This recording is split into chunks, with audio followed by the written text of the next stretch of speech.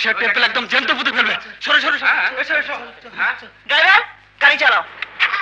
এই সরো সরো সরো, এই গাড়ি যেতে দাও। আপনি শুনুন।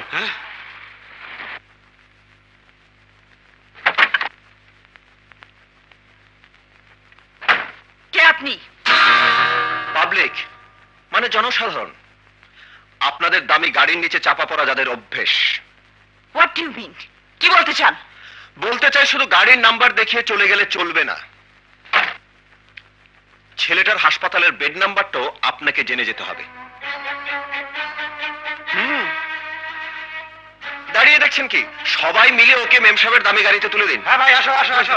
খবরদার, ওকে গাড়িতে তুলবে না। তুলবে তো বটেই, এবং আপনি নিজে ওকে হাসপাতালে নিয়ে যাবেন। আমি নিয়ে যাব? হ্যাঁ, অসম্ভব।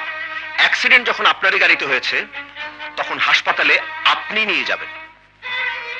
কারো হুকুম শোনার বা মানার অভ্যেস আমার নেই, সুতরাং যা হবার নয় তা নিয়ে বাড়াবাড়ি করে এখানে কোনো লাভ হবে না।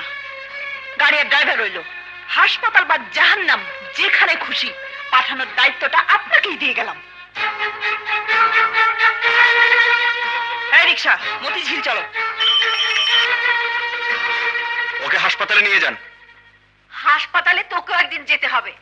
এভাবে পরের ঝামেলায় নিজেকে জড়িয়ে একদিন খুন জখম হয়ে যাবে। তোর কথা ভাবতে ভাবতে যেদিন মরবো সেদিন বুঝবি।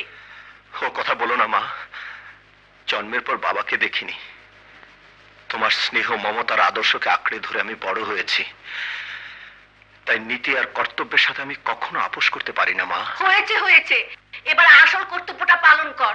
কি? নতুন চাকরি, প্রথম দিনেই দেরিতে গেলে চাকরি নাও তো হতে পারে। মা, তোমার দোয়া আমার সাথে থাকলে আমার চাকরির অভাব হবে না।